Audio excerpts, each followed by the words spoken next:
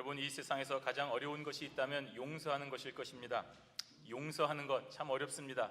나를 욕하고 나를 때린 사람을 내가 용서한다는 것은 참으로 어렵고 힘든 일입니다.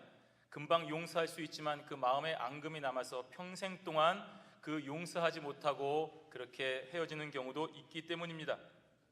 하지만 오늘 성경 말씀은 저와 여러분에게 분명하게 말씀하고 있습니다. 용서하라 라고 말입니다. 오늘 이 본문에 사도 바울이 고린도 교회 사람들에게 용서하라는 말씀을 하고 있습니다. 누구를 용서하라는 말입니까?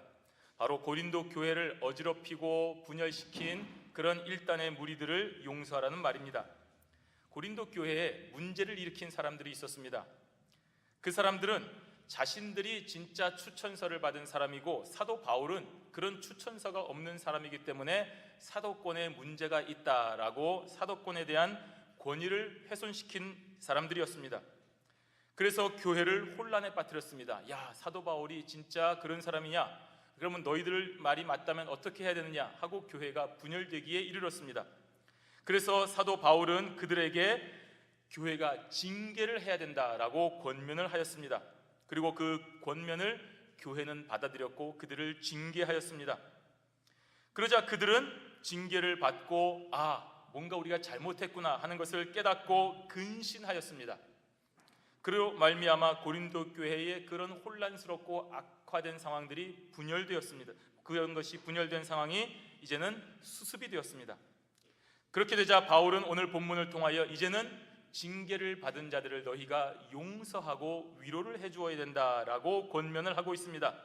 이러한 과정, 징계하고 받아들이고 용서하고 위로하는 과정을 통하여서 교회는 거룩함과 순수함을 유지하게 되는 것입니다. 정당한 권징이 시행되고 그러한 권징을 통해서 죄 지은 자가 내가 죄를 지었구나 하고 자신의 그 죄를 깨닫고 회개하여 다시 돌아가는 일이 일어나고, 그렇게 돌아갈 때에 사람들은 그 사람들을 향하여 다시 받아들이고 용서하고 위로하여서 교회의 구성원으로 만드는 일이 일어나야 되는 것입니다. 교회는 거룩한 단체입니다. 우리가 개인의 이익이나 목적을 위해서 모인 단체가 아니기 때문입니다. 따라서 교회의 모든 구성원들은 모든 면에서 다른 세상의 단체와는 달라야 됩니다. 구별되어야 됩니다. 오늘 본문의 말씀을 통하여 진정한 용서와 위로는 어떤 것인지를 함께 상고함으로써 함께 은혜를 나누는 시간이 되시기를 바랍니다. 용서하고 위로함으로써 우리는 회복해야 되는 기회를 주어야 됩니다. 사도 바울은 이제 고린도 교회에게 편지를 써서 저들을 용서하고 위로하라라고 권면을 하고 있습니다. 비록 저들이 한때의 잘못으로 교회를 어지럽히고 분열시키는 그런 죄를 범하였지만 이제는 저들이 죄를 회개하고 근신하고 있기 때문에 그러한 것입니다. 우리 5절 말씀 함께 읽도록 하겠습니다. 고린도후서 2장 5절 말씀 함께 읽습니다. 근심하게 한 자가 있었을지라도 나를 근심하게 한 것이 아니요 어느 정도 너희 무리를 근심하게 한 것이니 어느 정도라 함은 내가 너무 심하게 하지 아니하려 함이라. 아멘. 이들은 지금 바울의 사도권을 공격함으로써 바울에게 상처를 입혔을 뿐만 아니라 고린도 교회에도 심각한 타격을 주었습니다. 어떤 사람이 저에게 신학교를 제대로 졸업한 것이 아니다, 졸업장이 가짜다, 위조한 것이다 라고 공격을 하고, 그래서 저에게도 상처가 되겠지만 여러분들에게도 얼마나 상처가 되겠습니까? 지금까지 확실하게 믿었던 사실이 가짜라는 것이 알려지면 얼마나 큰 상처가 되겠습니까? 바로 그런 잘못을 저지른 것입니다. 그런데도 바울은 이들이 자신에게 근심한 것이 아니라고 말하고 있습니다. 또한 고린도 교회의 무리들에게 어느 정도만 근심을 했다라고 말하고 있습니다. 그만큼 죄를 지은 사람들에 대한 배려를 하고 있는 것입니다. 저들도 교회의 구성원이었기 때문입니다. 지금 회개하고 있기 때문입니다. 하지만 이러한 표현은 저들의 죄를 감추는 것은 절대로 아닌 것을 알아야 됩니다. 우리가 죄는 미워하되 죄 지은 자에 대한 사랑과 배려가 있어야 됩니다.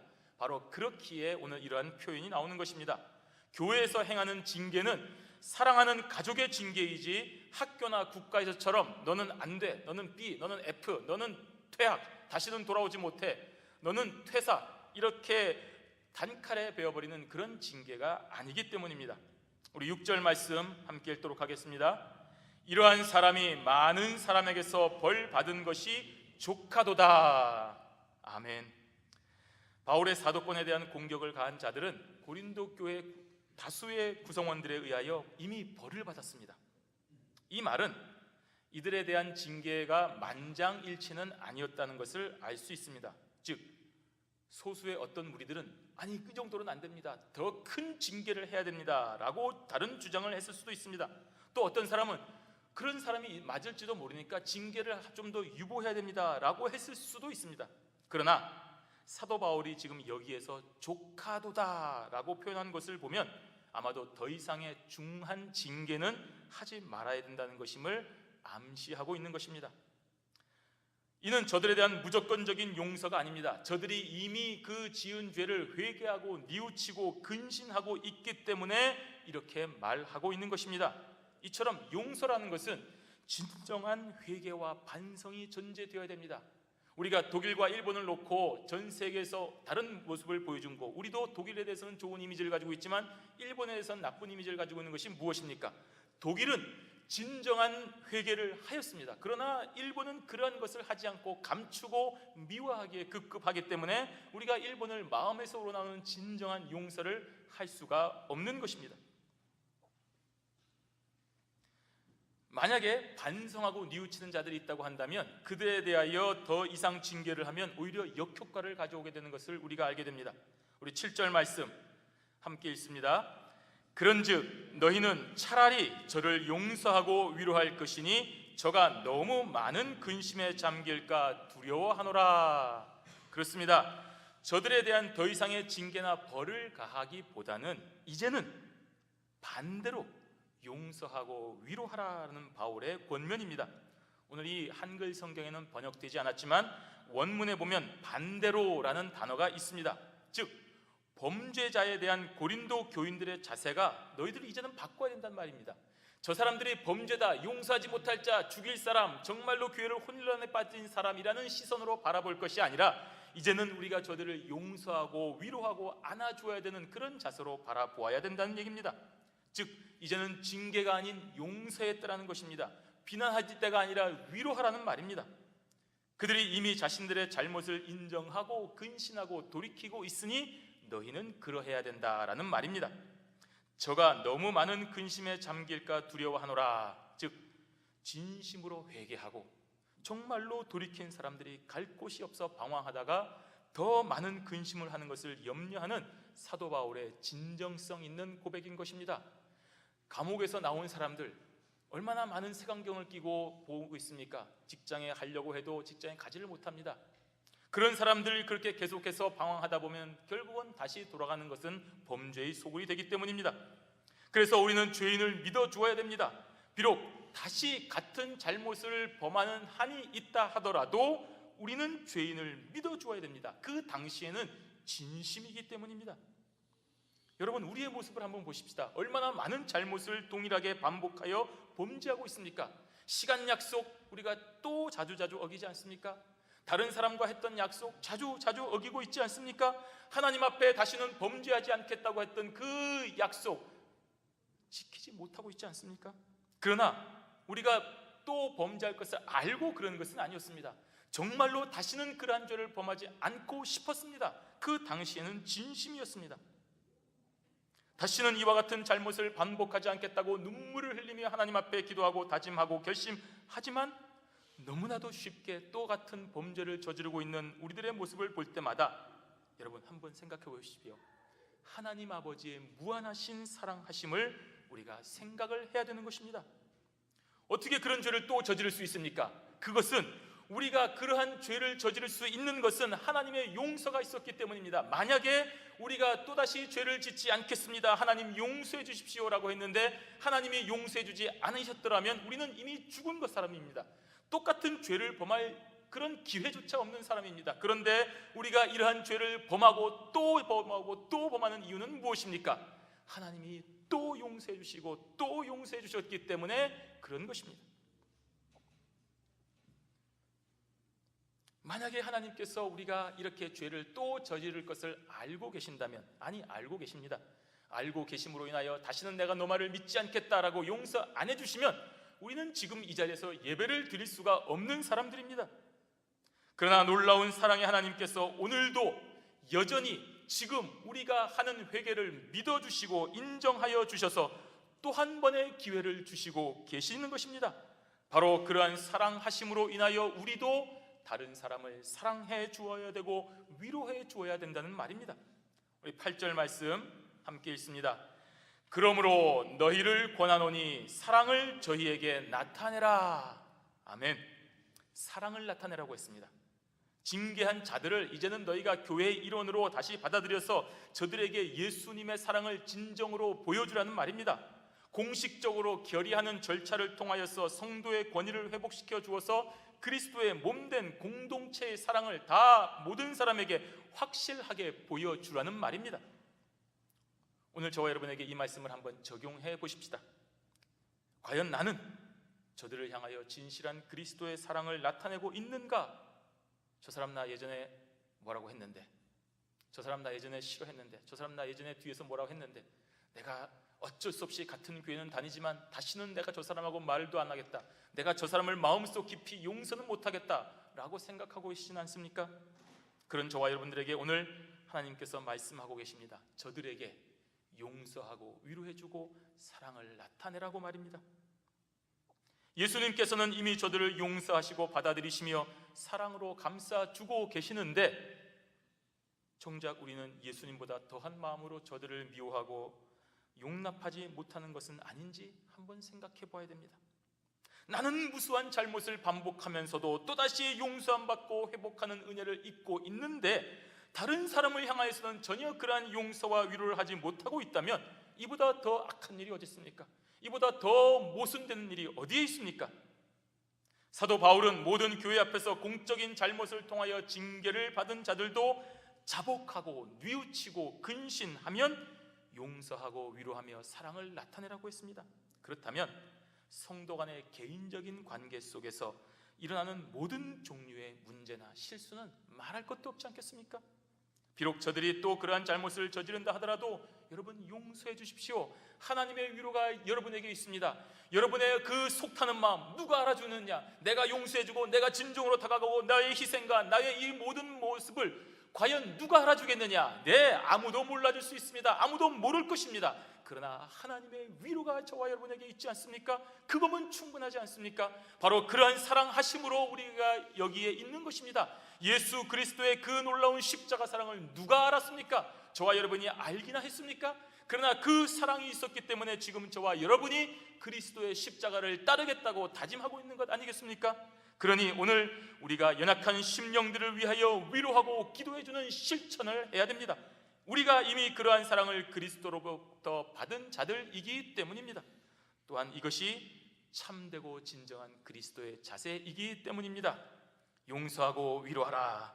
용서하고 위로함으로 바로 사단의 괴계에 속지 않기 때문입니다.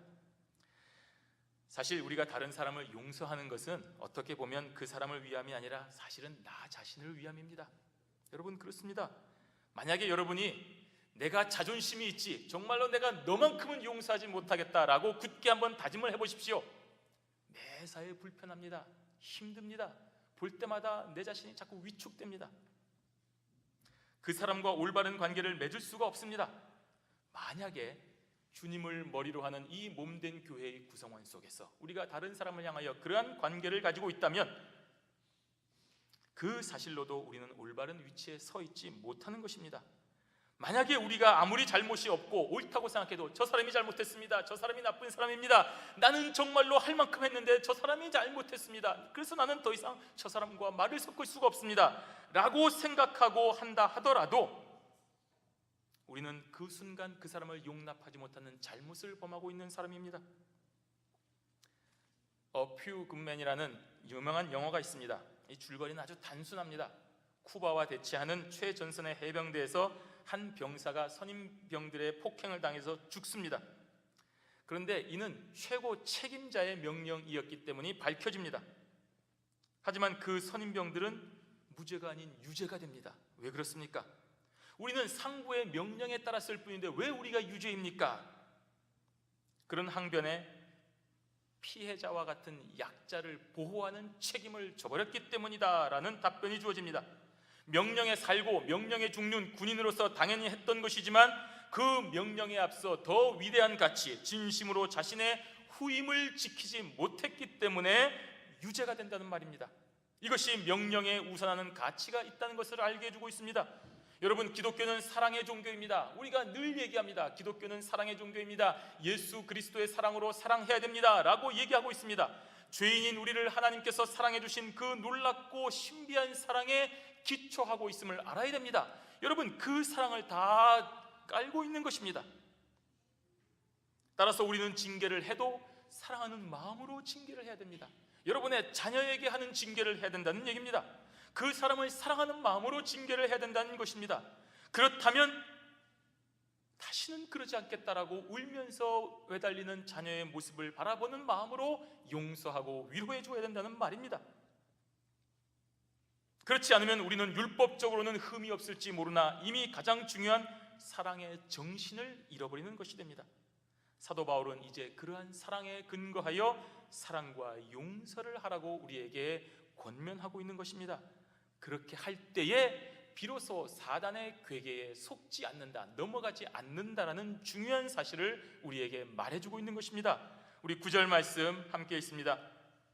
너희가 범사에 순종하는지 그 증거를 알고자 하여 내가 이것을 너희에게 썼노라. 지금 우리가 이 말에 대한 사도 바울의 진심을 알아야 됩니다. 그렇지 않으면 우리가 바울을 향하여 자칫 오해할 수가 있습니다. 지금 바울은 자신의 말에 대한 순종 여부를 알기 위하여 저들을 징계하라고 했다가 다시 용서라고 말하고 있는 것처럼 보입니다. 하지만 그런 것이 아닙니다. 만약에 자신의 말을 고린도 교회 교인들이 잘 따르는가를 알기 위하여서 그래, 한번 너희 징계해봐라, 징계했습니다. 이제는 용서해라, 용서했습니다. 야, 역시 너희들 내 말을 잘 따르는구나 라고만 했다고 한다면 바울은 교권주의자밖에 되지 않습니다. 하지만 사도 바울은 그러한 자신의 말 한마디로 교회의 정치와 행정이 좌우되는 것으로 권위를 세우고 그런 교회에서 자신의 기득권을 유지하기 위하여 오늘 이 편지를 쓴 것이 절대로 아닙니다. 인간 바울은 사라지고 하나님께서 당신을 통하여 사도로서의 권위가 세워짐으로써 교회는 사람이 아니라 교회는 하나님의 영적인 질서와 그 은혜로 말미암아 주장된다는 사실을 알게 하기 위함이었습니다. 바울은 지금 자신의 말 한마디에 교회의 행정이 좌우되고 있는 것을 보고 이야, 역시 내가 힘이 있구나 하고 즐기는 것이 아니라 그러한 일련의 과정들을 통하여 하나님의 놀라운 은혜가 고린도 교회에 임하는 것을 고린도 교인들이 알게 하려는 것입니다. 만약에 여러분 이러한 일련의 과정 속에서 바울의 인간적인 의도가 조금이라도 들어갔다고 한다면 우리는 오늘 이 서신을 읽지 못할 것입니다. 왜냐하면 하나님께서는 그러한 인간의 의도를 완전히 멸절시켜버리기 때문입니다. 그런데 지금 하나님께서 주신 말씀이 저와 여러분 앞에 있습니다. 저와 여러분이 지금 이 서신을 하나님의 말씀으로 믿고 읽고 있다는 얘기는 바로 사도 바울의 의도에 인간의 의도는 하나도 없으며 하나님의 세우신 사도로서의 권위로만 나타내었기 때문인 것을 알 수 있습니다. 결과적으로 이러한 사도 바울의 권면에 전적으로 순종한 고린도 교회는 결국 고린도 교회로서의 순수성, 교회로서의 거룩성을 유지하였을 뿐만 아니라 덕을 세우는 은총을 입은 것입니다. 저와 여러분에게는 직분이 있습니다. 저는 말씀을 전하는 자로서, 여러분은 또 행정을 담당하는 자로서 재정을 담당하고 기도하는 일, 구제하는 일을 담당하는 각기 저마다의 직분이 있습니다. 그 직분은 내가 하고 싶다거나 한다거나 나의 생각과 나의 어떤 위치와는 전혀 상관없습니다. 내가 사회에서 무슨 위치가 있으니 교회에서도 그러한 것을 해야 되겠다, 전혀 그런 것 없습니다. 오로지 하나님께서 저와 여러분에게 가장 필요로 하는 곳에 필요한 것을 맡기는 직분일 뿐입니다. 그러나 이러한 직분을 맡기신 하나님의 의도와 은혜를 잊어버리고 내 생각과 내 필요에 의하여 그 직분을 만홀히 여기거나 혹시 남용한다면 하나님의 엄중한 심판을 피할 수가 없는 것입니다. 사도 바울은 자신을 향한 공격을 한 자들을 용서하고 있습니다. 자신이 가진 권위로 그들을 출교할 수도 있었습니다. 그렇지만 그것은 하나님의 뜻이 아님을 알았기 때문에 그러지 않았습니다. 저들을 향한 진실한 사랑이 있었기 때문입니다. 우리 10절 말씀 함께 읽습니다. 너희가 무슨 일이든지 네게 용서하면 나도 그리하고 내가 만일 용서한 일이 있으면 용서한 그것은 너희를 위하여 그리스도 앞에서 한 것이니. 아멘. 오늘 사도 바울의 용서는 내 마음대로 내가 하고 싶어서 한 것이 아니라 바로 그리스도 앞에서 한 것이라고 되어 있습니다. 형식적으로 모든 일이 끝났으니까, 너 뉘우쳤으니까 내가 용서해 주겠다, 예의적인 차원에서 내가 용서해 주는 것이 아니라 영적인 차원에서 이루어진 신비한 것이라는 것을 강조하는 것입니다. 사도 바울의 용서는 인간적이고 상식적인 차원에서 용서가 아닙니다. 이 용서는 그리스도 앞에서 행한 것입니다. 다시 말해서 그리스도의 십자가, 그 놀라운 피 앞에서 용서한 것입니다. 여러분, 우리 주님께서는 모든 인류의 죄를 지시고 십자가를 지셨습니다. 우리는 그 현장에 있어야 됩니다. 그 현장을 떠나서는 안 됩니다. 그 현장을 외면해서도 안 됩니다. 잊어버려도 안 됩니다. 도망가면 안 됩니다. 나를 위해 생명을 바치신 주 예수 그리스도의 십자가를 기억하며 늘 살아가셔야 됩니다. 여러분, 그렇다고 한다면 그 놀라운 십자가의 사랑 앞에서 누구를 용서하지 않을 수 있겠습니까? 누구를 정죄하며 배척할 수가 있겠습니까? 지금 바울은 자신을 공격한 자들을 향하여 그리스도의 십자가 앞에서 용서했다고 했습니다. 예, 나를 용서하시고 구원하여 주신 십자가 앞에서 다른 어떤 논리와 다른 어떤 이유도 성립이 되지 않기 때문입니다. 골로새서 3장 13절에 보시면, 누가 네게 혐의가 있거든 서로 용납하여 피차 용서하되 주께서 너를 용서하신 것과 같이 너희도 그리하라 라고 말씀하고 있습니다. 오늘 성경 말씀은 모두에게 동등하게 적용됩니다. 사도 바울은 위대한 사람이니까 이렇게 하는 것이고 나는 그렇지 않으니까 그렇게 안 된다, 아닙니다. 하늘 아래 죄인인 저와 여러분 모두는 예수님의 십자가 사랑으로 인하여 용서함을 받았습니다. 그리고 이제는 그 십자가 사랑 앞에서 모든 사람을 용납하고 용서하라고 했습니다. 여기에 다른 이유 없습니다. 여기에 다른 핑계를 댈 수 없습니다. 하나님, 나는 자존심 때문에 못하겠습니다. 안 됩니다. 그럼에도 불구하고 여러분이 혹시라도 다른 이유로 인하여서 용서하기를 거절하면 그것은 바로 그 순간 사탄의 괴계에 빠지는 것을 명심해야 됩니다. 우리 11절 말씀 함께 읽습니다. 이는 우리로 사단에게 속지 않게 하려 함이라. 우리가 그 괴계를 알지 못하는 바가 아니로라. 아멘. 중요한 말씀입니다. 우리는 개인적으로 또는 사회적으로 아주 그럴듯한 이유를 들어서 용서하지 못하는 핑계를 댑니다. 정당화합니다. 저 사람은 나쁜 사람이니까, 저 사람은 안 믿는 사람이니까 하고 그럴듯한 이유를 들어서 용서하지 못하는 핑계를 삼습니다. 그러나 바로 용서하지 못하는 그 순간에 그것이 바로 사탄의 책략에 빠지는 것임을 믿으셔야 됩니다. 확인되지 않은 사실을 듣습니다.